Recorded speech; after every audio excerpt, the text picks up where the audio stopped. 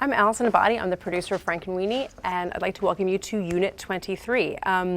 This is just one of the 35 shooting units that we have on the film at this point. And this is a set that depicts Dutch Day. It sort of takes place at the end of the film. One of the fun things about this movie is that it's basically set in a fictitious suburban California town in the sort of mid-70s, kind of when Tim Burton might have been a young man, and so it sort of really draws from sort of the nostalgia of his youth. This particular town's called New Holland, and they are a town kind of obsessed with their sort of dubious Dutch heritage. This is what has happened just now is that they had set up a fun fair, kind of a little celebration, kind of like the 4th of July.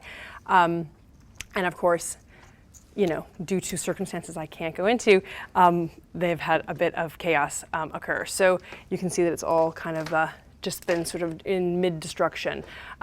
We have here, we're working on the set, getting it ready for Mark to start animating, and I have Graham, who's our lighting cameraman. He's working on the lighting for this, and he can tell us a little bit about that.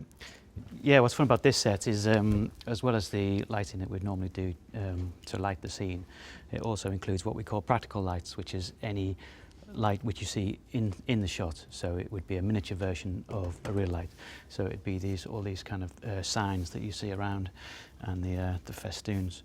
One of the things about that is in real life they'd probably be very coloured, multicoloured lights, but of course we're shooting in black and white, so there's no need for us to do that. So all ours are in just plain white. So it's kind of good fun getting all these in the right place. We also have these little miniature fluorescent tubes, which look just like the real thing. Which is only much smaller.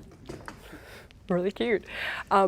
One of the things that, you know, we don't need to paint things in color because the movie is going to be in black and white, but sometimes we do use things and we just use their local colors. So some of the art direction, as you'll see, will still have bits of color, but that will all be sort of pulled out.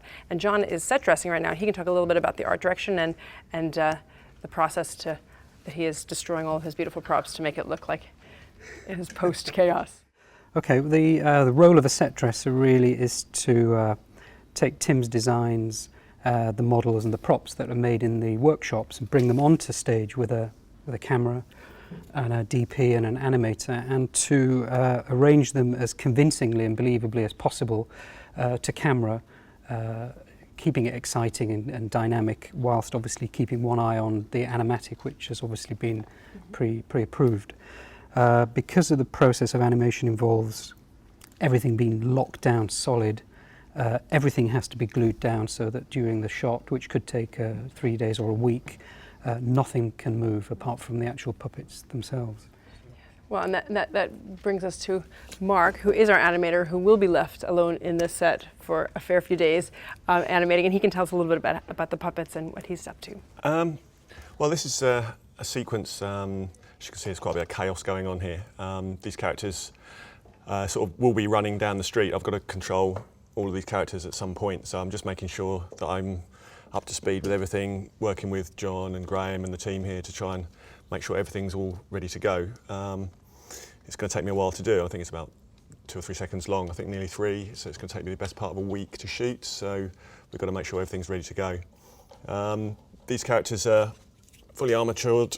They'll move to wherever I move them, hopefully, and so I'm just prepping just to make sure that they're in the right place when they need to be at the start and the end of the shot. Yep, because he will be doing ultimately all the characters in this shot. So not just the generic characters sort of fleeing for their lives, but also Victor and Sparky, who need to sort of rally and save the day. So anyway, like I said, there's a lot to be done. So thank you, and I hope you like it. Bye.